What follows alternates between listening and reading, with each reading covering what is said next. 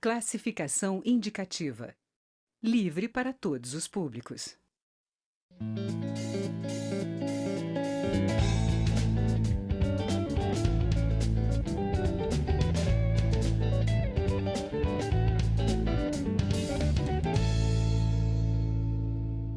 Olá!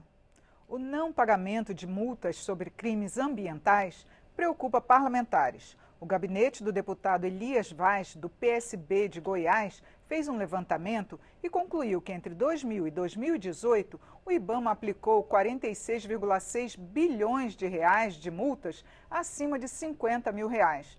No entanto, apenas 600 milhões de reais chegaram aos cofres públicos, ou seja, um índice de pagamento de apenas 1,29%.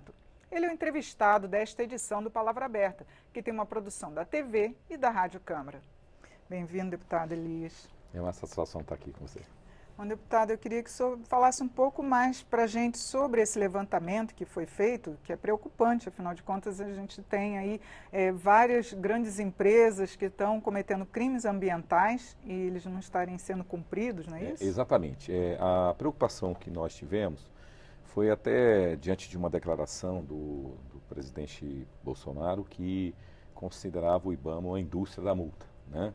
Então, que ele ia acabar com isso. E o que nós verificamos foi exatamente o oposto. Eu acho que se o presidente criticasse as últimas administrações pela negligência, né, com as multas, ele estaria correto. Porque o que nós verificamos é que a grande maioria das multas aplicadas, elas ficam claramente engavetadas, né? E elas não têm a sua eficiência. Inclusive multas acima de 1 milhão, parece Exatamente. que menos de 1% delas O são que a gente cumpridas. percebe é o seguinte, nós fizemos levantamento, inclusive, de multas acima de 50 mil reais, né? Que deu esse total de mais de 46 bilhões e 600 milhões, e apenas 600 milhões é que foi efetivamente pago, né? O que a gente percebe é que quanto maior a multa, a gente tem um menor índice de realmente pagamento. O que é grave, porque se você analisar que a multa mais cara, efetivamente ela deve ter uma razão de ser que o crime ambiental também é mais grave. Claro. Então o que a gente pode concluir é que os crimes ambientais, quanto mais graves, menos tem, na verdade, a eficácia de cobrança dessas multas. Então isso é muito sério, né?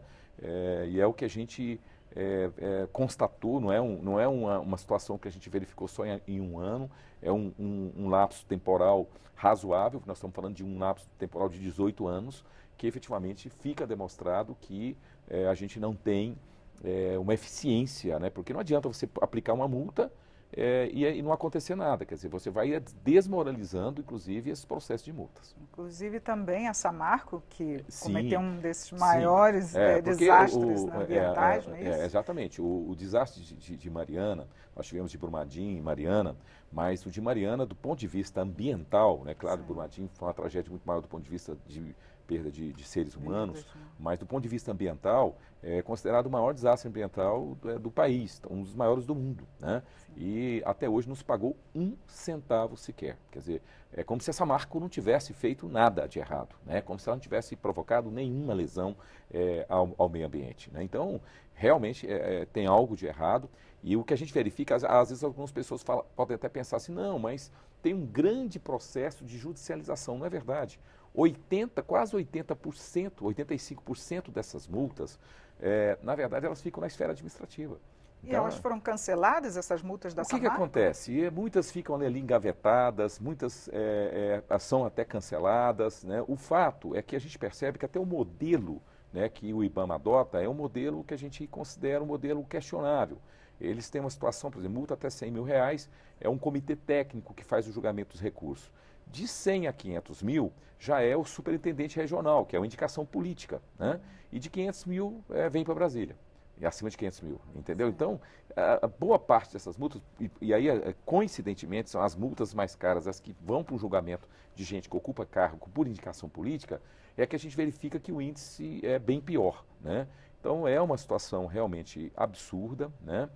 Quando a gente pega, por exemplo, multas acima de 1 milhão de reais, deu 0,97% dessas multas que foram pagas. Então, realmente um total descaso com o meio ambiente. E talvez seja por isso que, mesmo a gente tendo a estrutura do IBAMA, a gente quer ressaltar que a fiscalização do IBAMA faz o seu trabalho, né? A gente pôde verificar, mas infelizmente o desdobramento desse processo, ele realmente está comprometido, né? Então, isso tem gerado no país, quer dizer, meu estado, por exemplo, que é um estado de Goiás, né, que fica aqui na região centro-oeste, né? Nós temos um problema seríssimo do Cerrado. O Cerrado está sendo devastado, né? E então a gente vê isso acontecer em vários locais do país, quer dizer, o meio ambiente sendo vítima de um processo de agressão, produto de muitas vezes da ganância, né? Porque eu acho interessante, todo mundo fala em desenvolvimento sustentável para os outros, né?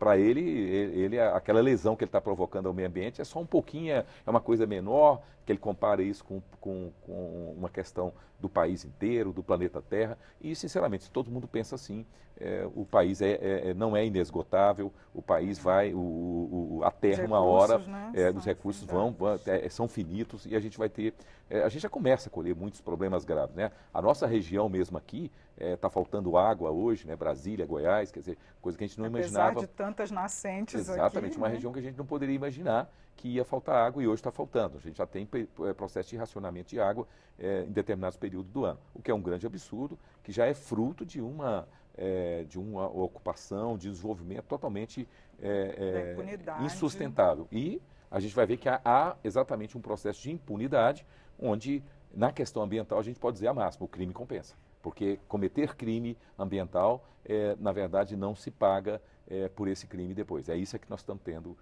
no nosso país. Inclusive, o Ministério do Meio Ambiente, por exemplo, teve um corte orçamentário que vários especialistas estão falando que podem prejudicar as políticas ambientais. Não seria o caso até de reverter essas multas para esse setor? Sim, você imagina que nos últimos 18 anos nós perdemos aí 46 bilhões de reais, que poderiam estar sendo utilizados ou para a recuperação ou para o aprimoramento de fiscalização e acompanhamento do desenvolvimento da questão ambiental. Então, a verdade é que essa situação ela tem consequências graves, que vai desde você não ter um processo educativo, né? Quer dizer, a impunidade ela favorece ao crime, né? Ela na verdade, ela tem acaba incentivando.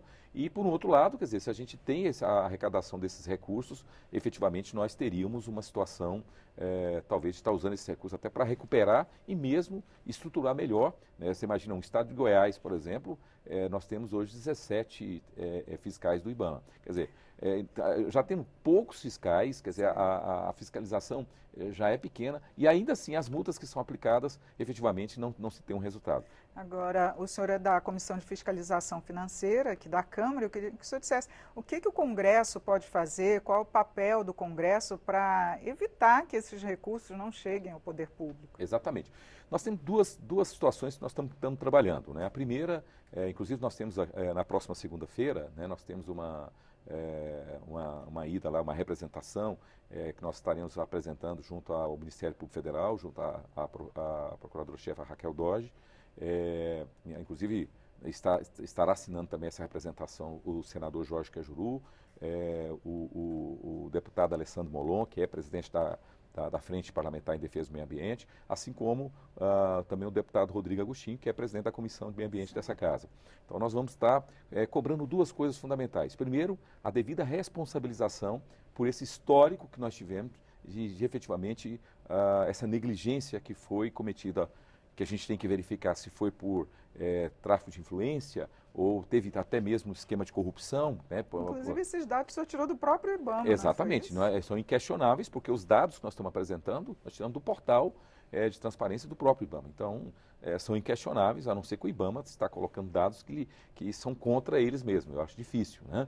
Então, nós vamos apresentar isso e também fazer uma outra solicitação, tem também um objetivo dessa representação, é criar mecanismos hoje para evitar que esse tipo de situação continue acontecendo. Ou seja, criar mecanismos para que essas multas sejam efetivas, criar mecanismos para que essas multas realmente sejam pagas. Né? Então, a gente tem um olhar para trás para, na verdade, responsabilizar as pessoas que efetivamente tinham responsabilidades e deixaram isso acontecer, né? E para frente a gente evitar que esse processo continue acontecendo. É certo, deputado. Muito obrigada por seus esclarecimentos aqui no programa. Eu que agradeço, é uma grande satisfação estar aqui contigo. Eu conversei sobre o não pagamento de multas sobre crimes ambientais com o deputado Elias Vaz, do PSB de Goiás. Assista esta e outras edições no site câmara.leg.br/palavra aberta. Eu sou Regina Assunção, agradeço a sua audiência. Até a próxima.